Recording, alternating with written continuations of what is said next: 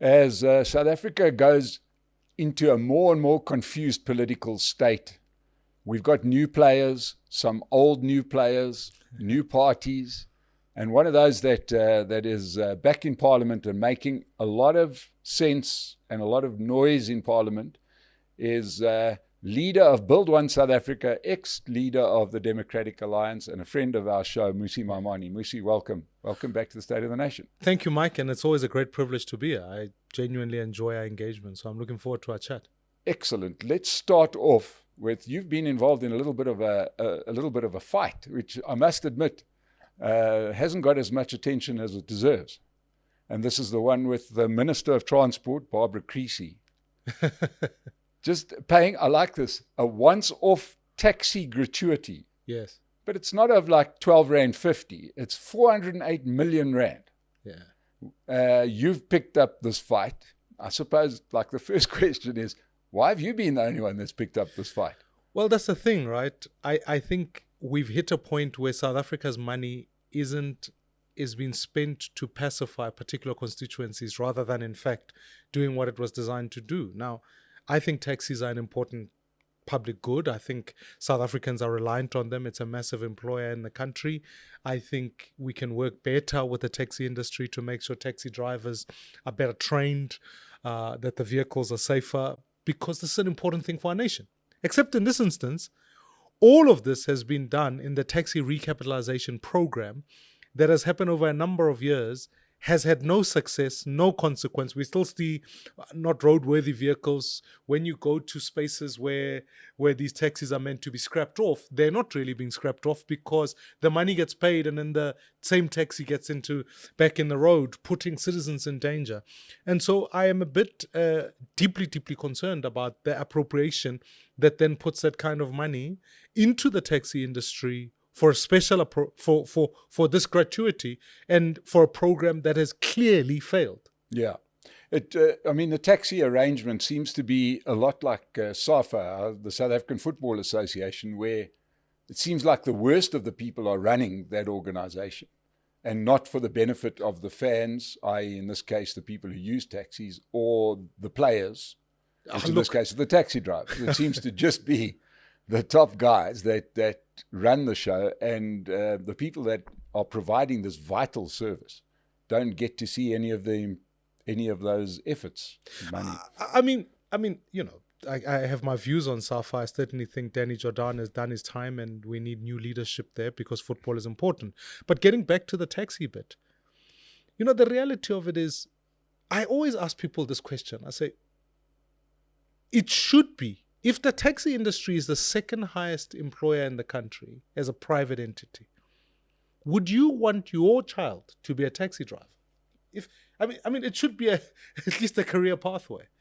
And I think we've got to think about it in this manner. In all harsh reality, when you look at the cost for an employer to get to work, in certain instances, up to 40% of that is spent just on transport money, because of the unavailability of a bus system that works, a train system that works. And so taxis do fill the gap because they, in some ways, have got a monopoly and can determine pricing. But the future of our country cannot be reliant on an unregulated, unsafe public good.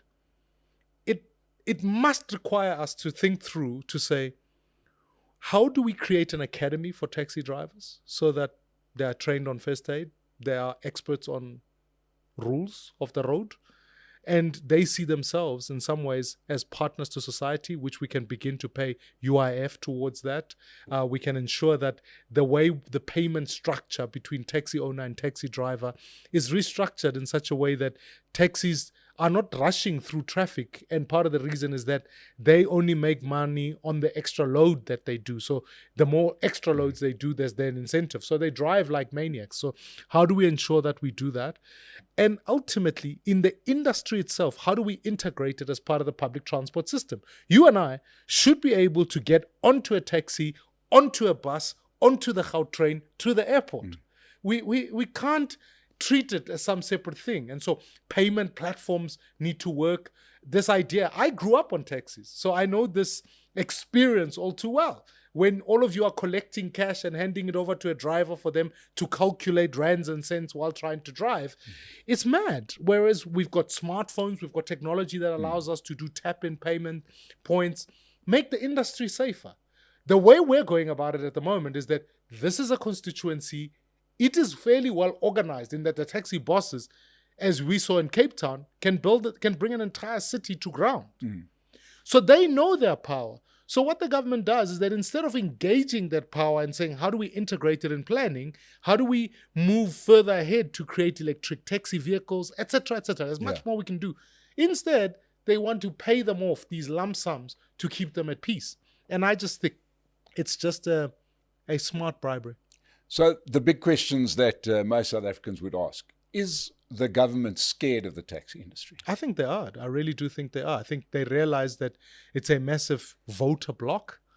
Taxi drivers are a significant part. And I want to say, I think when I look at it, I wanna work with the taxi industry so that it works for the people. But it mustn't be on a relationship of fear or political management. It must work as public good. And I think the government has lost track of that. Instead, it plays the politics in taxis rather than actually the hard yards. Now, the taxi industry as it sits at the moment is about 40 years old. I think you can check me up on that, but it's pretty close to that. And the real question is, it was built in the height of apartheid, out of the denial of transport services to blacks in urban areas, and it's just grown since then. And the one thing that the industry never has been is regulated in any way. There's always talk about it, and by regulation I don't just mean applying the rules of the road, but also registration and taxation, etc. And this is a bugbear of a lot of people, but the government seems to run away from that. Does that form part of the government's thinking that this should now, and do you think we could get the industry back to formalization, to regulation? Certainly. I think it takes profound leadership. When you look at Rea Vaya and its introduction here in Gauteng, in Johannesburg more specifically, of course there was upheaval on the taxi industry because Rea Vaya would take over some commuters and some routes that the taxis were accustomed to having monopoly on. But then you needed to come around and think about how do we integrate that. And the mayor back then, with the MMC for Transport, I'll need to remember her name shortly, but they worked extraordinarily hard in partnership with taxis to say, how can you be part of the network that eventually feeds into Rea Vaya and you become part of the collective system? There is one certainty in life. Things will change. And if you don't change with the change, that change will surpass you. So the next certainty is this, and it's true as a threat even to the taxi industry. They can fight it, they can protest it. But technologies like Uber, etc., are revolutionizing the way we engage with public transport. I suspect I am going to be raising, my daughter is 14, she's going to live in a world where she'll never need a driver's license, potentially. Because if we get things right in terms of how do we integrate Uber, how do we integrate taxi industry, how do we integrate the bus industry, it's possible that we will all be heavily reliant on public transport. And certainly for climate consideration, that's part of the conversation we need to have. So the power on this issue is that the taxi industry doesn't have a choice, but it needs to engage. Because if you were telling me that the recapitalization program, so to come back to the original question of the 400 million, you were rather saying to me that part of what we need to do is for fuel efficiency, etc., we're going to create electric taxi vehicles with much better safety features. We're going to make sure that commuters are safe. Then yes, this is a public good that we need. Let's partner and work towards that. But if it's just seen as a gratuity, then I think we've missed the entire point. So I think it's possible. I think taxi owners and taxi drivers realize this. And if there was a greater realization that brought this point home, even for the industry, it was during COVID. Because you'll remember during COVID, the taxi passenger rate declined significantly because people weren't going to work, etc., which meant that business, like any other business, then required state bailout of some sort. And the net consequence of it is that it was at that point that you had an opportunity of saying, actually, it's not just bailouts, it's also how do we do a future of the taxi industry? How do we partner together to do the appropriate transitions? And I think, my saddest thing, Mike, about government, whether it's transport, whether it's whatever, is like I sometimes feel like government acts like a patient who goes to a doctor and the doctor says, look, your temperature is high, your sugar is high, your vitals are worrying. So we either change your lifestyle or this is going to become worse. And I think the government immediately after hearing that report says, okay, let's go out for a beer. Yeah. It's a failure to learn, to adopt, to say what is the future so that we begin to work towards that now. So in this 40-year-old industry, as you put it, the opportunities are immense, but also it's important for commuters themselves to know what the relationship they can have with taxis. But Musi, does this not speak to a bigger problem? Because there seems to me to be a bigger problem here that we all kind of perhaps not discussing, being too polite to discuss in the new South Africa. And that is, it seems that the government, the ANC government, and now ANC-led GNU, but let's say with their hands on most of the important levers, have been dreadfully afraid to bring any black business into the net. So we run, I thought we talk about things that people say. When Thabo Mbeki spoke about two countries, I heard two tax systems in what he's talking about, because it's all fair and well to stir the pot and say we've got a racial problem. There's another problem that's been looming forever, and now we've got it, and that is that the government seemed to be only comfortable taxing companies where whites were involved, but not taxing businesses where blacks were involved. Right? It's not to say that blacks haven't now become a significant part of formal South Africa. But if one looks at the taxi industry we've spoken about, but it's also the township economy, as we love to give derogatory names to things. But the whole secondary economy that's happening closer to people's houses, finally, run by the people, entrepreneurial business people providing a range of services from, we all know the spaza shops, but not only. We've got things like car washes, rooms for rent, etc., etc. There's a lot. But there seems to be no appetite for the state to ever formalize those businesses. Firstly, the idea of a dual economy is not unique to South Africa. It happens in most developing countries. Doesn't make it right. I'm not suggesting it's right. I'm just indicating the fact that it is in part some of a universal problem that we've got to globally think about what it means. There are others who philosophically will dismiss the idea of a dual economy and make this case, which is to say, well, if your distinction between formal and informal is on the question of tax, then rather say you've got one economy, let's deal with the tax question, and so that we can work it out from there. I actually think it's the informality that has kept this country to some extent stable, because you cannot keep as a country that's got 2/3 of these young people not able to find work, 35% unemployment, stable. And South Africa, relatively speaking, now it's a relative term, because of course I'm conscious of our crime levels, I'm conscious of our protest levels, but it's relatively stable in that sense.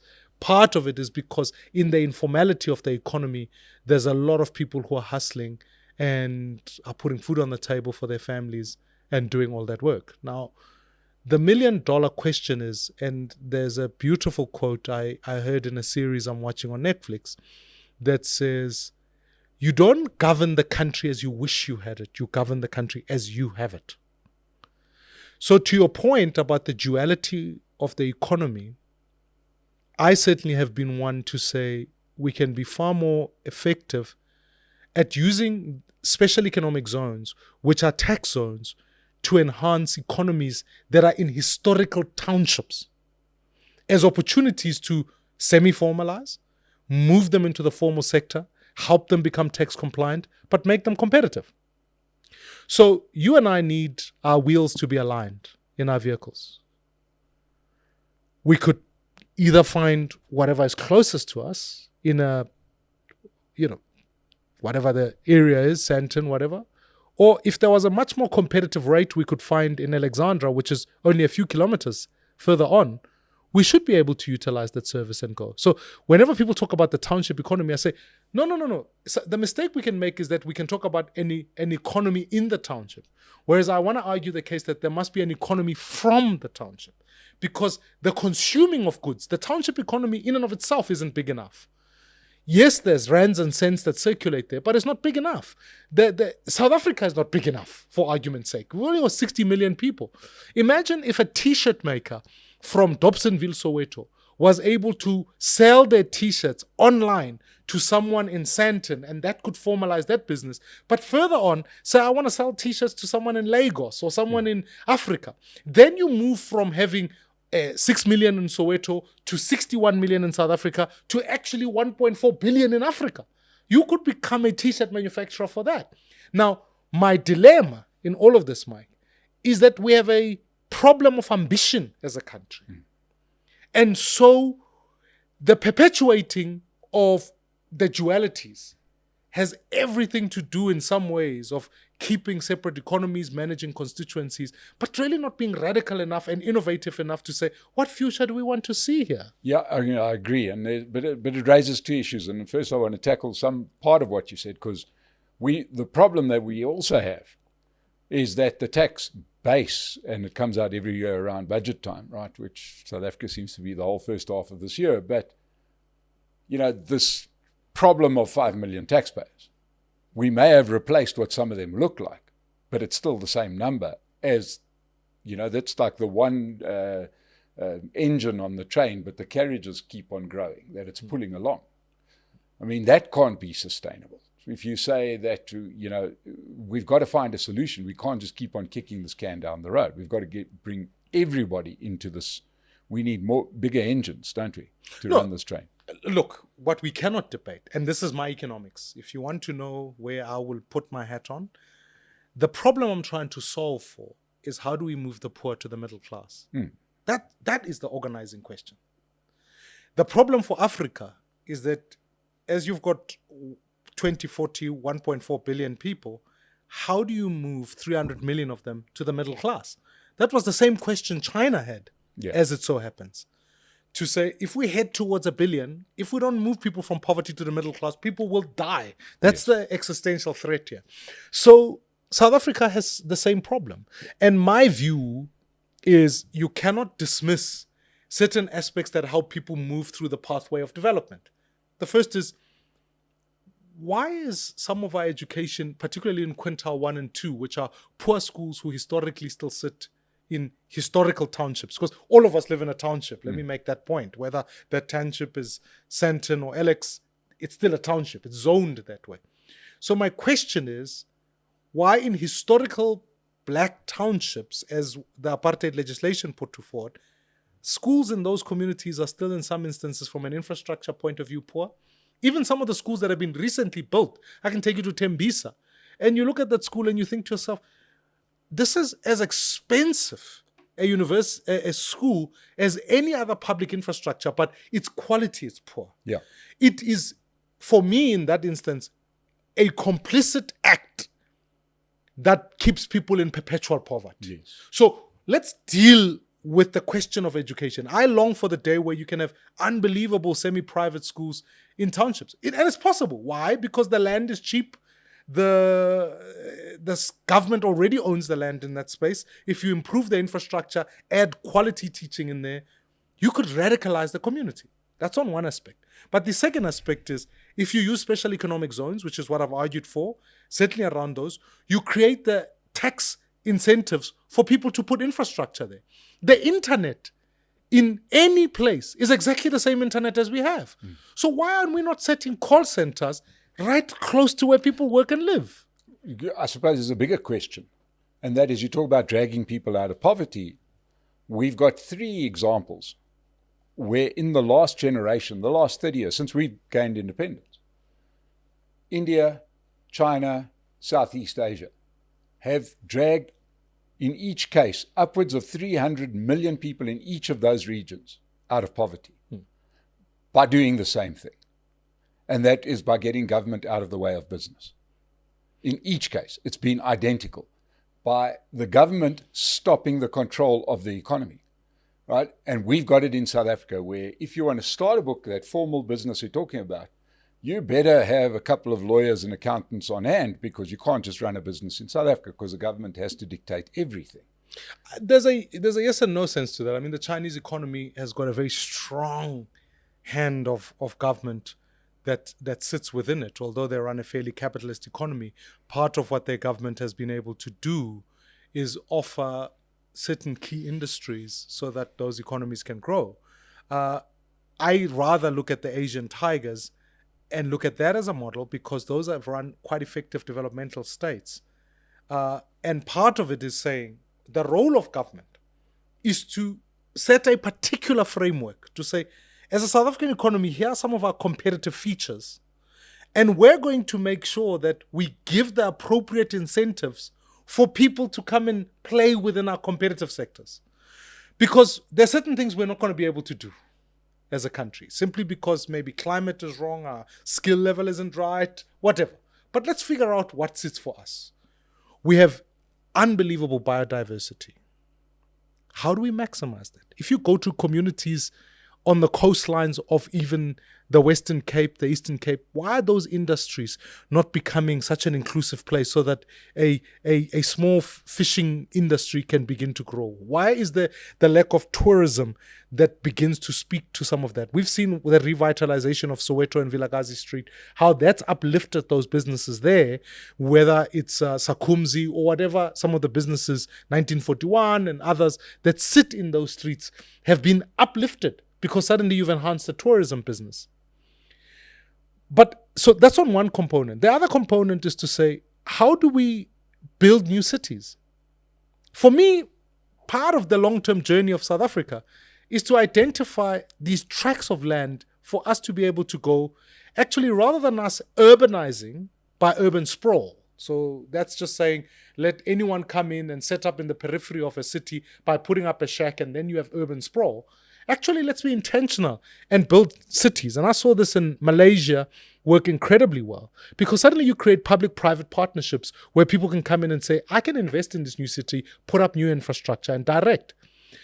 Transport and logistics give us another competitive opportunity where if we're to link Gauteng, Northwest, Mpumalanga, and Northwest through some rail integration, not only do you enhance those three provinces' logistics moves in terms of their own goods, minerals, etc., but you incorporate their, if you like, their tourism capability.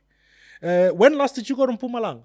You should be able to wake up in the morning and say, for you and your family, I'm going to take an hour. We'll be on a train to God's Window, see that beautiful tract of land. It becomes an attractive offer if you then build an integrated thing. The issue we've got as a country is we've lost ambition. We simply live in a space where we think, let me sum it up this way. My worry is we have a government that's trying to solve problems of my parents rather than problems of my children. And if you were to hone in on solving problems of my children, you'd suddenly find there's an abundance of thinking around what transport system you want to give them, what tourism opportunities you want to give them, what educational outcomes you want to give them. You use India as a good example. Today we talk about IT as Indian technology. There are very few parts of the world that don't rely on some sort of prototype from a technology point of view that doesn't come from India. Imagine if South Africa said, given our centrality from a time zone point of view, given our opportunities in terms of education where we've got innovators, let's unleash that potential so that we can become competitive in that space. So with that in mind... So let me just say this last point, because this is an important industrialization question. South Africa's next big opportunity is to become the battery center of the world. Now you might say, why I picked that? One, we are fighting this battle in the DRC. Rather than trying to do a military intervention there, why don't we do an economic intervention? Say, look, we'll partner with countries that have cobalt, have particular minerals, and we'll set up the manufacturing hubs for those for those minerals to come into this country. We will manufacture, given the fact that we've sorted out ESCOM, water, all the infrastructural issue that you need to underpin this economy. And then you begin to build on that so that you could say to the rest of the world, we are going to respond to a world that's transitioning from an energy point of view by providing batteries for the world. That's a possibility for us. So let's go with that and we decide it's a good idea. Which entrepreneur would want to set that up when he can't set up a plant that he owns with the certainty that he's going to own that plant? That where his ownership is being prescribed by the state. Where you've got a tax regime that's unfriendly. Where we've just seen the government rebuff Starlink, which could have given internet to the furthest corners of the country. Do you know that entrepreneur? Because I've got a bridge to sell them. No, I actually think I get the points you are trying to make, but I certainly think get them. They are the points. What is it? Where am I lying? No. I do think you've got entrepreneurs that there's always risk in any economy. If I want to invest in Botswana, there's particularly... That's a lazy answer. Eh? No. Mike, it's an important question, because it's a lazy answer, though, because there are countries that would be fighting for entrepreneurial investment. Mike, you and I are on the same side, but what I'm trying to say is that let's not over-egg certain things, because in truth, those pieces of legislation are open to being repealed. That's not the question. The question is, we've got entrepreneurs here. How do we get behind them? How do we support them, knowing what are some of the things we're trying to achieve? And I think they're there. So the initial premise that says that they don't exist is incorrect. Yes. So I think they're there. Let me further enhance this issue and say that actually, if you think, let's take the Gautrain. Here was an innovation that worked in partnership between government, private sector, that developed a public good that has been of benefit to all citizens. So to your point about how many people are willing to industrialize in this country, one, we need a partnership that works, that can deliver that industrialization. I don't think we should throw our hands up in the air and say people cannot own things here, because they can. Well, the truth is you can own things in this country. You can't. You own your house. I do not. Not anymore. Not anymore. And I'm going to argue this point, and I'll argue it strongly. Because not anymore. How so? Because we've had this Expropriation Act. Expropriation does not say the government will come and take your land. The Expropriation Act says exactly that. It does not. They can say that it's in the public interest. They can define what that public interest is, right? Now, hang on a second. Then you're going to come with, there's a whole lot of procedures that can follow. We can go to courts, we can go to judges. Wait. Okay, sure. We've seen many, many countries where the judges... Right? How comfortable would you be if John Slaughter was the judge presiding over your claim that your land is being, for nil compensation, is being unfairly taken? So what I'm saying is the fact that it exists, right? Let me ask a question. Does America have an Expropriation Act? Every country has got an expropriation. We're the only one, we're not the only ones, but we're one of the few that says nil compensation. That provision...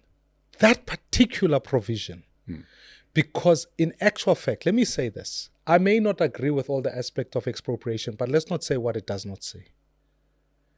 Because in reality, we can't speak in double mouth about our own judiciary. There are particular conditions where nil is achieved. And this was not even a recommendation that the ANC came up with as a point. It was a panel report that represented a diversity of South Africans, where they said, they lay out a whole string of conditions upon which that cannot be. We must recognize the fact that otherwise we must just then say either we have an executive country where the laws are set by the politicians and the politicians again can determine everything, in which case I'm with you. But let's not insult our judiciary. No, I wouldn't insult. I think judges are just human beings, and I tend to remember that their salary gets paid by government officials. So, there's wonderful footage of judges that were beyond reproach suddenly applying the laws of Nazi Germany. There were judges in this country that were upstanding gentlemen sending people to their death. under the apartheid laws. I'm saying judges are just judges, right? I'm saying at the end of it all, and this idea that you because they are can't get to corruptible, judges. let's not actually have a judiciary. No, what I'm saying is let's understand what we've got. Let's understand the risk. No one is denying the risk. Yeah. But all I'm trying to say to you is that let's also, in understanding that risk, prescribe something onto a law that is not there. So in other words, if you got that phone call from an international investor, says, Mike Sham gave me your number, Musi, I want to buy a factory. Absolutely. I want to invest in South Africa. Absolutely. And he has said all of these things. You're saying, no, Mike's lying. I am saying to you that if anybody anywhere in the world wants to come and invest in South Africa, the one thing I can immediately almost guarantee them, unlike in maybe in other African states and in other parts of the world as it happens, I will give them legal certainty. Of what? Legal certainty that That you can go to a judge.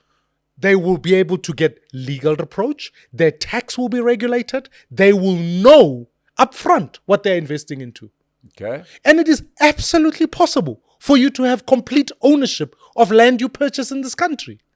Well, we cannot create the decides, perception that is not true. Well, then we should have given it a nicer, more interesting name than the Expropriation We can Act. debate the act, but let's not. I'm saying right now, we're stuck right now where you would not see 1 cent of incoming investment on that basis, right? People that are in here, we're trapped. I've got my house, you've got your house, that guy's got his factory, that's fine. We can't turn back that particular clock. It was bought under different circumstance. Now we have gone and drilled into the very bedrock of what makes an economy function, i.e. when I buy something, I own it. Okay? We have drilled and I must be honest, I think that still remains. I do not think so, because it's there. Anyway, look, let's move on, because this is an issue that there seems to be 2 schools of thought. The school of thought of those that say, no, the worst won't happen. And other people that say, I'd prefer to have legal certainty. Okay? And I'm saying to you, there are 2 things that need to happen in this country. The first thing is get a government you can trust, because we've lost public trust in the government, right? That's why this fear is realizable. People say, well, we don't know what's going to happen, because get a government you can trust. Okay, so we get a That's your power. We can but get the a second thing is, trust no, now, no, no. but Let we me don't know what finish my government argument. The second thing is, let's also recognize the constitutional frame that empowers the judiciary to make decisions. That's why we have a judiciary. It's precisely why, you know, I can say many things that are wrong about the ANC, but sometimes don't think they themselves realize, or they haven't helped the South African public to say, actually, the ANC, for all of its wrong things on constitutional matters, sometimes to their own inconvenience, follow the Constitution. They really do. Should we congratulate them for that? Is that what you're saying? I'm saying let's recognize that even President Zuma in this country appears before a judiciary. It doesn't happen in Turkey. Yeah. It doesn't happen in other parts of the world.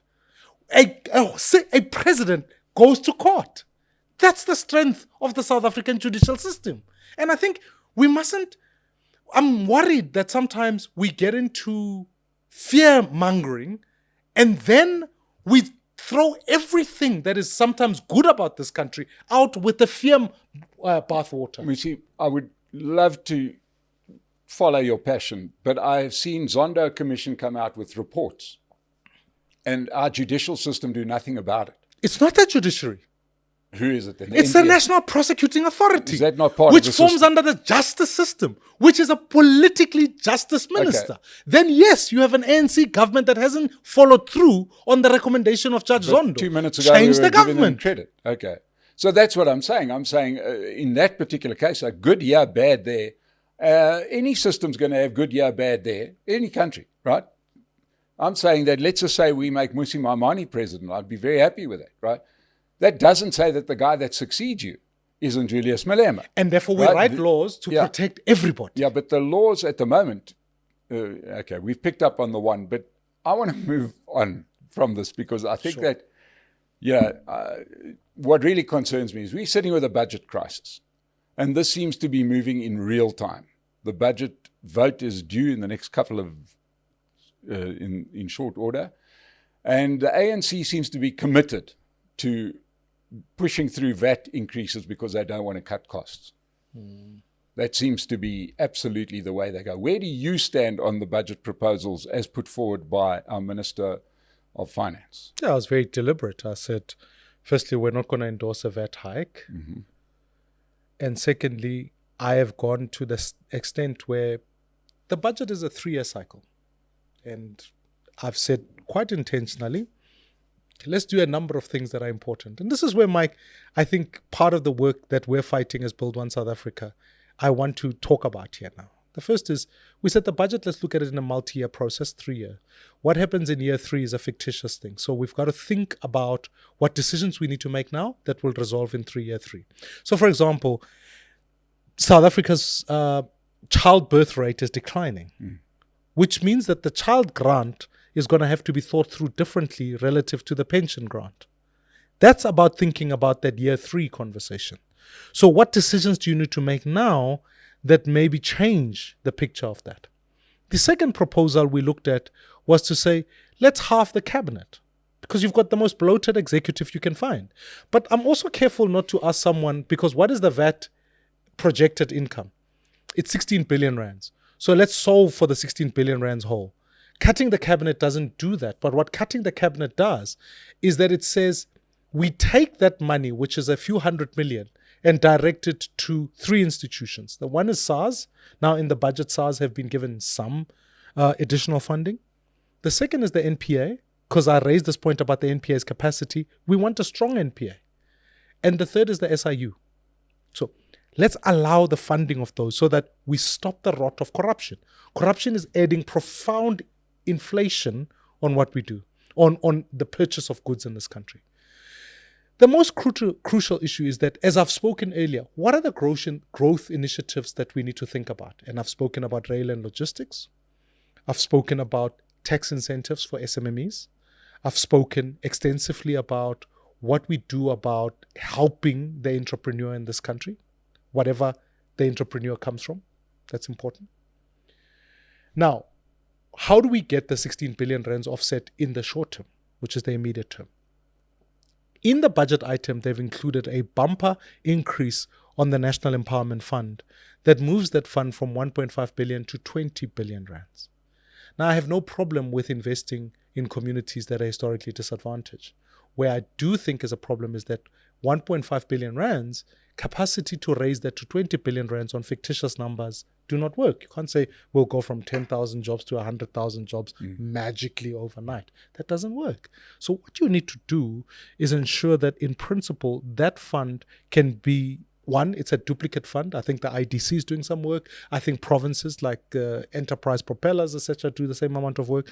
You can remove the 20 billion rands, ameliorate it over the 3 years, and then say to yourself, actually, you then would achieve the 16 billion rand savings, because even if you just allocated 4 billion and take the 16 billion out over the medium term, you do not need a VAT hike. And then lastly, how do we rationalize missions all over the world from a foreign policy point of view? South Africa has got more missions than any African country, and it's comparable to the US. Yet our trade relations with many other countries that we've sent ambassadors and put missions are not commensurate as a cost.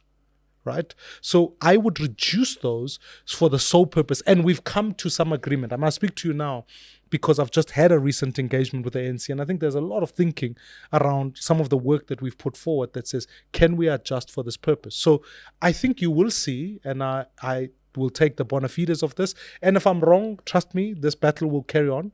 But I've taken the hard yards of not trying to bring other issues that are not budget related into something that deals with the people. Because the others can be politicking. You can politic all you like. But here, let's talk about rands and cents. And I've come down to say, let's make the expenditure cuts that go. Because half of the problem why municipalities cannot work as well as they do is that they've got this 50 billion rand ticket of wasteful and fruitless expenditures by the Auditor General. The best way to solve for that is A, to increase our capability of fighting corruption, but B, to be able to ensure that we appoint the most competent people to serve in those municipalities. Because at the end of the day, We are recording this in Johannesburg. In truth, Johannesburg is on the verge of collapse. And I think that's been a governance failure of monumental proportions. So, and once a city is lost, it's very difficult to recover. So let's put the most competent people to work there. Let's deploy them. I would meet with SAICA and say to the South African Institute of Chartered Accountants, all your graduates from next year, I will pay them above market rate because I've got 50 billion rands to spend. And I'd like to deploy you to the 267 municipalities we've got in the country. That will be cheaper than every year trying to accrue 50 billion rands. Now, do you think, because the ANC seem to be prepared to die on this hill, they have spoken to MK and EFF more than sort of the thing, you know, that moment where you stop looking for a job and you start just looking for a loan from your mates. They seem to be trying that tactic. Where do you think this puts the government of national unity? I think the government of national unity doesn't suffer because it can't pass a budget. It suffers because it doesn't have an idea what it is trying to do. If on day one of negotiation you were able to sit down and say, here's our growth initiatives, here's our plans, here's what the future of this country looks like, and here's what we are going to fund for, we wouldn't be debating expropriation, Bella, NHI, all of these issues. Really, I think for me, we have an ADD problem. We need to concentrate on growth. We need to concentrate on economic growth and say we are aligning everything behind that and we will fund for that. Okay. That's the only reason you get into government. So if that is the case, are you saying all of those government of national unity parties didn't want a vision? Where is the vision? But I'm saying, are you saying that the other parties that came into it to assist the ANC in forming a government didn't want a vision, didn't have a vision for economic growth? Well, if there was one, where is it? They've all got wonderful things on their manifestos, but I'm saying, why is it that they could do this whole situation? Because they signed on to a thing called a statement of intent, right, which didn't translate into an actual vision and a plan and annual performance plans that could be measurable, achievable, and fundable. Okay. They didn't do that. Yes. They solved for two problems. They said, let's see who is elected president and who the cabinet is. That's why all of these arguments are rising now, are rising today. We should have upfront. The reason we didn't join is because I made it clear that it's one thing to have a seat on the bus, but it's very difficult to be sitting in a bus that you are unclear where it's going. Yes. And therefore... And the driver's drunk. Let's make a critical decision to say, my best service to government is to hold that government to account, to be the voice of the people, to be constructive in my criticism of it, because where I think they've done some things that are right, like, for example, I'll tell you, infused in the budget is a allocation that goes to the Ministry of Public Transport that focuses on signaling rebuild, because I do think rebuilding of our rail infrastructure is an important aspect of this country. So I'm constructive when it comes to that issue. But where there are issues I disagree with, I've certainly been forthright about that. And I certainly come from a school of thought that says where we are now is not a completely terrible place. Where we are now is in a point of transition. And actually, it's a good thing for this country. Yes, it's painful. It is hard. But the old is dying and the new must arise.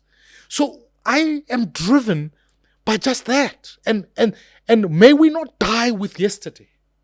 May we give birth to the new ones who can come on and say, maybe let's think about AI and how it can improve efficiencies in certain things. Maybe let's think about AI as to how it can educate our kids. Maybe let's build infrastructure that can deliver a collective future. Let's celebrate diversity rather than use it as a tool to divide. So I come from that school, and for me, yes, it means, like, you know, I've had 3 kids. I've had the privilege of being at each of their birth, the day they were all born. I was at the hospital. And I kid you not, when a child moves from in utero to eventually when I as the father get to hold them, it's ugly. It's blood everywhere. It's terrible. But you know what? That's what this country is going through. It's going through a rebirth process, and it's ugly. Yeah. But I think what will come out at the end of that will be better for all of us, because there's a collective realization that if we do nothing different, we don't have a space South Africa. And that is true for the ANC. They realize that. Everyone realizes it. The voters realize it. That's why they voted in the manner that they are. And I'm confident that in the next number of years, we are going to make different choices that perhaps express the hope of what we want to see in our country rather than the fears we hold. Well, ladies and gentlemen, we always want to hear from somebody that gives us hope. And Mmusi Maimane has always been the guy that's given me hope in this country. And we only need 1,000 more Mmusi Maimanes in the state. But Mmusi Maimane, thank you so much. It's always wonderful engaging with you. To everybody that joined us, we'd like to thank Pace Car Rental that keep us on air. Thank you for watching and subscribe. Mmusi, thank you so much for joining us. We're going to take a few questions for our community. We'll see you all again and remember, if you want to join our community, please go to the description below and you'll find details and you can get a lot more extra content.